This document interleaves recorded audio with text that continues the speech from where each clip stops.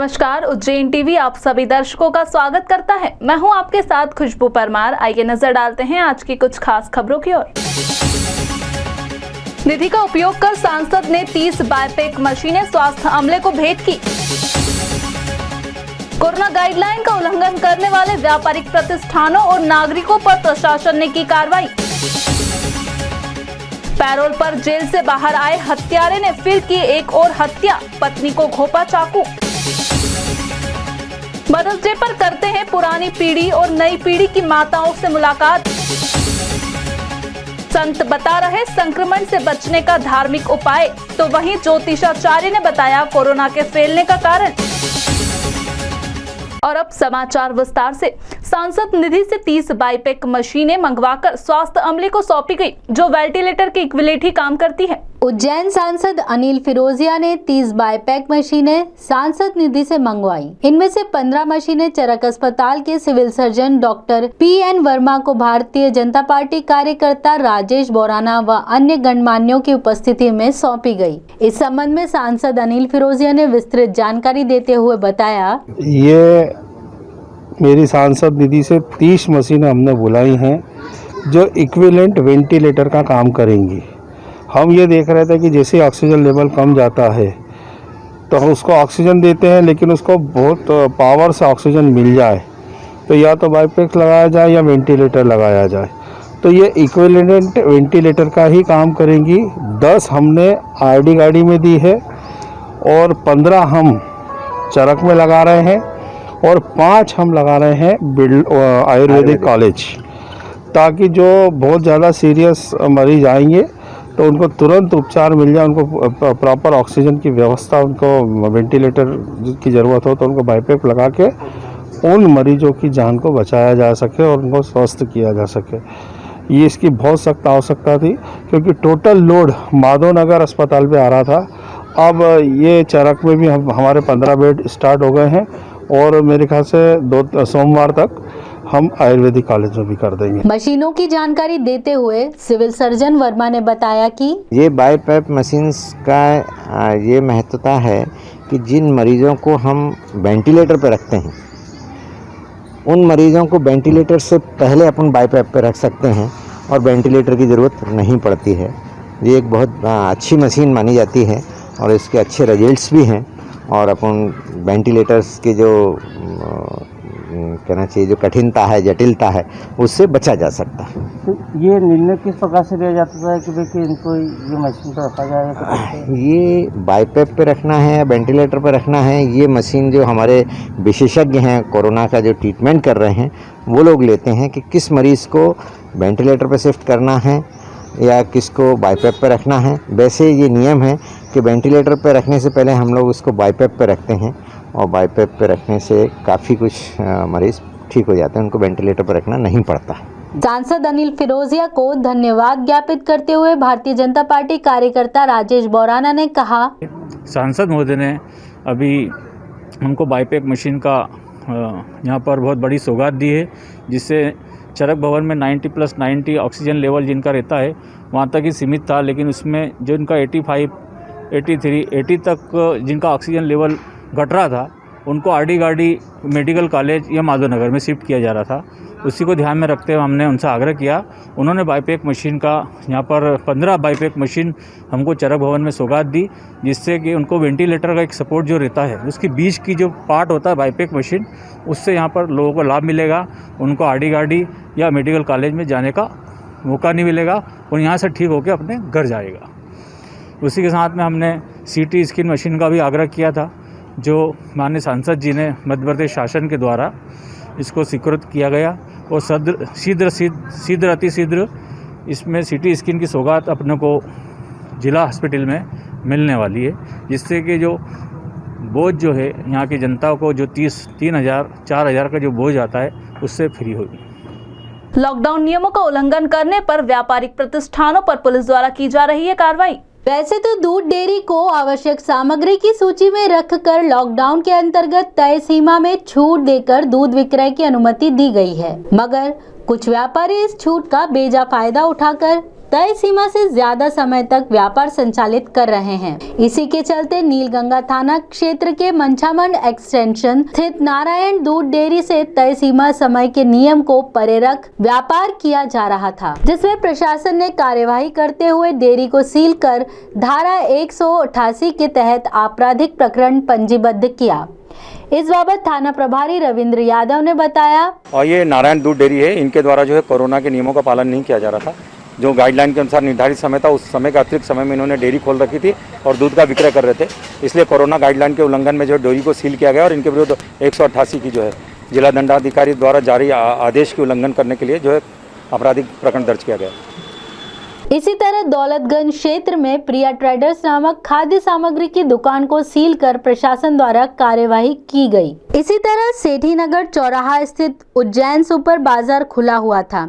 जानकारी लगते ही पुलिस प्रशासन की टीम मौके पर पहुंची और सुपर बाजार सील कर दिया। दरअसल नियमानुसार शहर में किसी भी प्रकार की किराना दुकानें खोलने पर प्रतिबंध है। बावजूद यहां सुपर बाजार खोलकर लोगों को किराना सामग्री दी जा रही थी। तहसीलदार अभिषेक शर्मा ने सुपर बाजार सील कर पंचनामा बनाया। अभी ऐसी समस्त दुकानें बंद रखने के निर्देश हैं। इसके बाद भी ये उज्जैन सुपर मार्केट खुला हुआ था और यहाँ लोगों को सामान की बिक्री कर रहे थे, क्योंकि शासकीय निर्देशों का उल्लंघन था, इसलिए इसको दुकान को सील किया गया। कौन सी दुकान है, किसकी दुकान? ये उज्जैन सुपर मार्केट के नाम से दुकान है, जायसवाल जी हैं इसके ओनर। इसको सील किया गया। इनके विरुद्ध 188 के तहत कार्रवाई भी की जाएगी। जनता कर्फ्यू में अनावश्यक कारण से शहर से निकले नागरिकों पर चालानी व अस्थायी जेल की कार्यवाही जारी है। जनता कर्फ्यू में केवल चिकित्सकीय या अन्य आवश्यक कार्य के लिए ही घर से बाहर निकलने की छूट है। इसी के आड़ में लोगों का हुजूम सड़कों पर दिखाई देने लगता है। इसी समस्या से निपटने के लिए पुलिस प्रशासन द्वारा लगातार कार्यवाही की जा रही है। स्थानीय कोयला फाटक चौराहे पर कोतवाली थाना प्रभारी पूरे दल के साथ मौजूद थे। यहाँ से गुजरने वाले हर शख्स से उसके घर से बाहर निकलने का कारण पूछा जा रहा था। वाजिब वजह न होने पर उनके चालान बनाए जा रहे थे और ज्यादा सख्ती बरतते हुए अस्थायी जेल भी भेजा जा रहा था।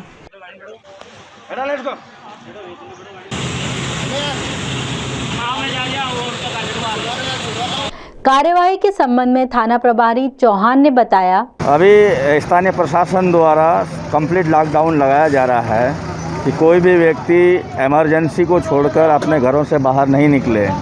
इसके बावजूद भी कुछ लोग अनावश्यक रोडों पे घूमते हुए पाए जाते हैं। उनके खिलाफ लगातार पुलिस द्वारा कार्रवाई की जा रही है और उनके खिलाफ मुकदमा कायम कर खुली जेल भेजा जा रहा है। बक्सी रोड स्थित गोपालपुरा में शनिवार शाम पति ने पत्नी की चाकू घोंपकर हत्या कर दी। हत्या के केस में सजा काट रहा पति पैरोल पर बाहर आया हुआ था। बक्सी रोड स्थित बैंक ऑफ इंडिया के समीप रहने वाली ज्योति उम्र 40 वर्ष की हत्या हो गई। महिला को चाकू लगने के बाद उसका बेटा हर्ष और कुणाल अस्पताल लेकर पहुंचे, जहां पर डॉक्टरों ने महिला को मृत घोषित कर दिया। इसके बाद सूचना मिलने पर माधवनगर थाना प्रभारी मनीष लोधा समेत अन्य अधिकारी मौके पर पहुंचे। एफएसएल अधिकारी डॉक्टर प्रीति गायकवाड़ ने मौके पर जांच की। महिला के शरीर पर चाकू का एक ही गहरा घाव होना पाया गया, लेकिन खून अधिक बह जाने से उसकी मौत हो गई। महिला ज्योति की हत्या करने वाले पति राम भरोसे ने साल 2014 में माधवनगर क्षेत्र निवासी विक्की नामक युवक की हत्या कर दी थी। उसी में उसे आजीवन कारावास की सजा हुई थी, जिसमें वह पिछले दिनों पैरोल पर घर आया। इसी दौरान महामारी के चलते उसे 2 महीने का और पैरोल मिल गया, जिसके कारण 5 मई को जेल में वापस दाखिला नहीं हुआ। आरोपी राम भरोसे पत्नी से खर्च के लिए पैसे मांग रहा था और मना करने पर उसकी हत्या कर फरार हो गया। थाना प्रभारी मनीष लोधा ने बताया कि फरार आरोपी की तलाश की जा रही है। श्रीनगर कॉलोनी में प्रथम दृष्टया एक हत्या का मामला प्रतीत हुआ है, जिसमें मृतिका को एफएसएल एवं फोटोग्राफर की कार्रवाई करवा के पीएम रूम में भेजा गया है एवं परिवारजनों के द्वारा बताया गया है कि उसके पति द्वारा उसकी हत्या की गई है। इसमें अपराध पंजीबद्ध कर विवेचना में लिया गया है एवं घटना की एवं आरोपी की पताराशी की है। सर, क्या लगता है प्रथम दृष्टया में कुछ विशेष? प्रथम दृष्टया पति द्वारा हत्या करने का मामला आया है, इसमें वो विवेचना एवं जांच की जा रही है। कोरोना महामारी के निवारण के लिए जहां संत बता रहे हैं धार्मिक उपाय, वहीं ज्योतिषाचार्य बता रहे हैं इस संक्रमण के फैलने की वजह। बक्सी रोड स्थित अवधेश धाम आश्रम से घर घर हवन, कोरोना का दमन। अभियान की शुरुआत करते हुए संत श्री डॉक्टर अवधेश पुरी ने कहा कि कोरोना महामारी निवारण के लिए भारत भूमि में शतचंडी, सहस्त्र चंडी या लक्ष्य चंडी महायज्ञ किया जाना आवश्यक है। देश के शक्ति पीठों व प्रसिद्ध देवी मंदिरों में इसकी शुरुआत होना चाहिए। इससे महामारी का संकट शीघ्र समाप्त होगा। अब तो देश के प्रसिद्ध विज्ञानी भी यज्ञ के महत्व को स्वीकार चुके हैं। राज्य सरकारों को अपने अपने प्रदेशों में स्थित शक्तिपीठों में इस प्रकार के अनुष्ठान शीघ्र आरंभ कराने चाहिए। हम इस कोरोना रूपी महाबीमारी को कम करने के लिए घर घर में हवन करें। आओ घर घर हवन करें, कोरोना का दमन करें। यज्ञ थेरेपी भारतीय संस्कृति की अति प्राचीन पुरानी परंपरा है। वर्तमान में वैज्ञानिकों ने भी इसको स्वीकार कर लिया है। वैज्ञानिकों के आधार पर मैं आपको बता सकता हूँ कि वैज्ञानिक कहते हैं कि कोई भी पदार्थ नष्ट नहीं होता, वह रूपांतरित होता है। ये विज्ञान का नियम है। तो यज्ञ में जब औषधीय सामग्री के द्वारा हम आहुति छोड़ते हैं तो उसका वह धुआं वायुमंडल में जाकर के वायुमंडल में फैले समस्त विषाणुओं को नष्ट करता है, विषैले बैक्टीरिया को नष्ट करता है। और मैं आपको बताना चाहता हूँ कि वनस्पति अनुसंधान NBR लखनऊ द्वारा एक शोध किया गया है जिसमें बताया गया है कि वह धुआं 30 दिन तक वायुमंडल में रुकता है और करीब 94% उन विषाणुओं को नष्ट कर देता है। पंचांगकर्ता व ज्योतिषाचार्य पंडित आनंद शंकर व्यास ने कहा कि वेद हमारे प्राचीनतम धर्म ग्रंथ हैं। इनमें संकटों से रक्षा के लिए विधान बताए गए हैं। उन्होंने कोरोना संकट का ज्योतिष कारण भी स्पष्ट किया। लेकिन संयोग से मुझे एक श्लोक ऐसा मिल गया था कि उसमें ये सारी बात आ जाती है। तो उसमें लिखा ग्रहाणाम एकस्मिन यदि भवति षण्णाम निवसति। 6 ग्रह एक राशि पर आकर ठहरते हैं तो उसको गोल योग बोलते हैं। प्रलय पदम इंद्रोपि रभति। इंद्र भी प्रलय की स्थिति में फंस जाते हैं। भवे लोको रंका। मनुष्य जो है भिखारी हो जाते हैं। क्या त्यजति च जननी। जननी अपने पुत्र को से बिछड़ जाती। प्रजाओं का नाश होता है। क्या चलती वसुधा।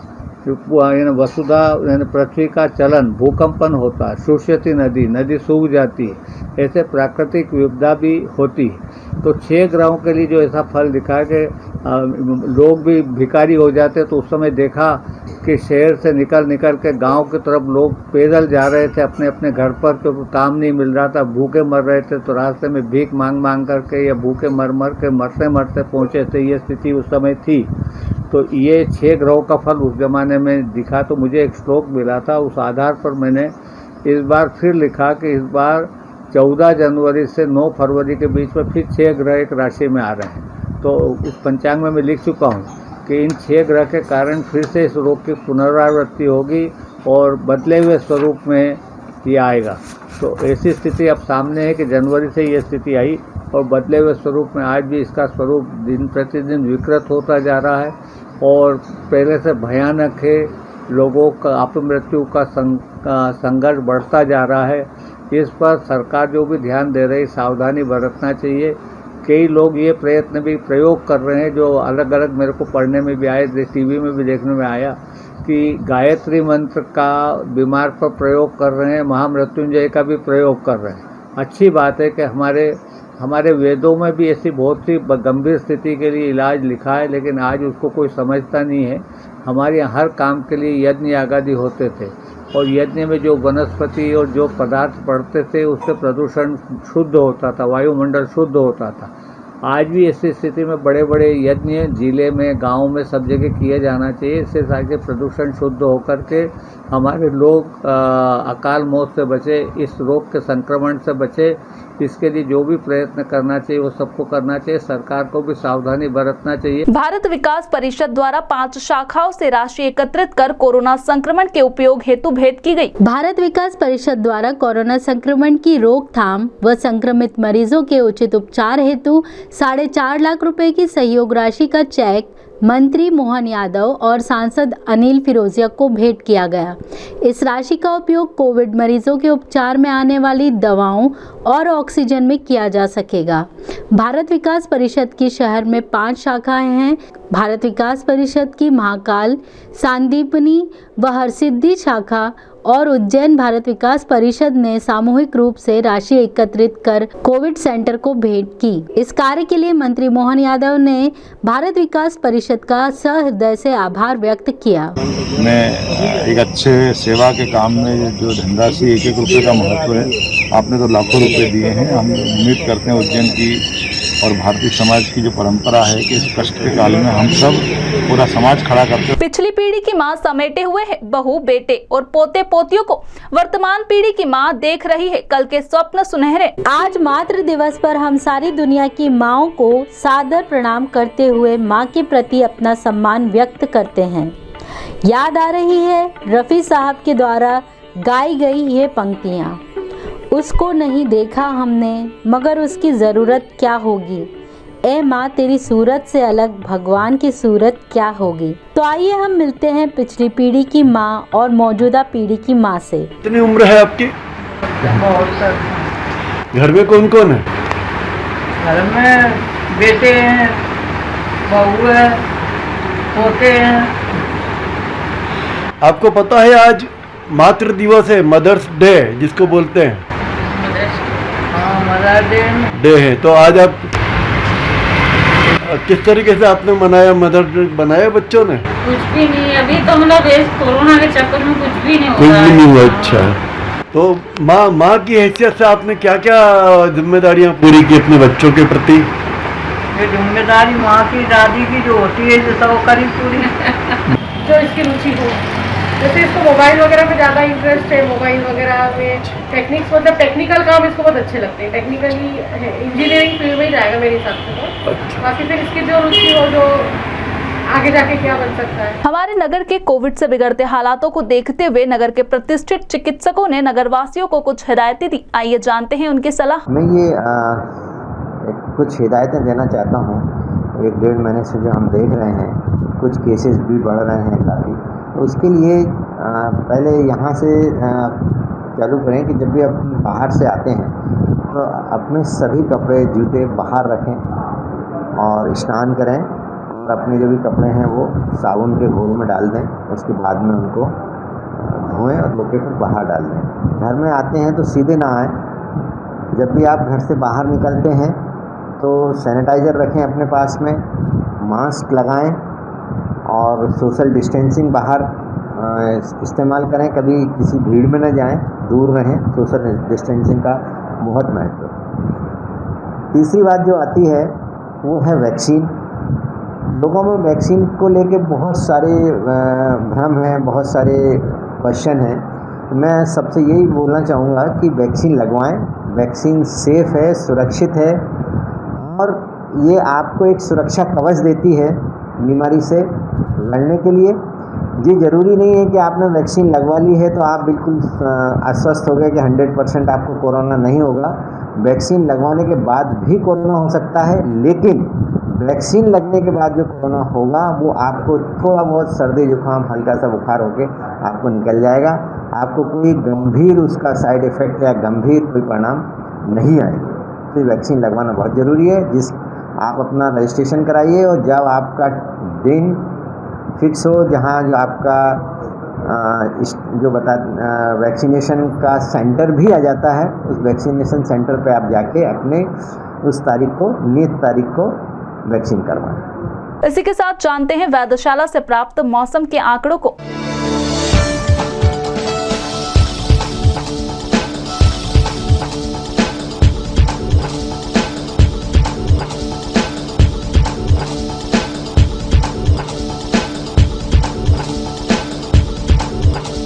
एक बार प्रमुख समाचार फिर। निधि का उपयोग कर सांसद ने 30 बायपैक मशीनें स्वास्थ्य अमले को भेंट की। कोरोना गाइडलाइन का उल्लंघन करने वाले व्यापारिक प्रतिष्ठानों और नागरिकों पर प्रशासन ने की कार्रवाई। पैरोल पर जेल से बाहर आए हत्यारे ने फिर की एक और हत्या, पत्नी को घोंपा चाकू। मदर्स डे पर करते हैं पुरानी पीढ़ी और नई पीढ़ी की माताओं से मुलाकात। संत बता रहे संक्रमण से बचने का धार्मिक उपाय, तो वहीं ज्योतिषाचार्य ने बताया कोरोना के फैलने का कारण। तो ये थे आज के प्रमुख समाचार। ताजा खबरों के लिए देखते रहिए उज्जैन टीवी। हमारे YouTube चैनल को लाइक सब्सक्राइब करना ना भूलें। नमस्कार।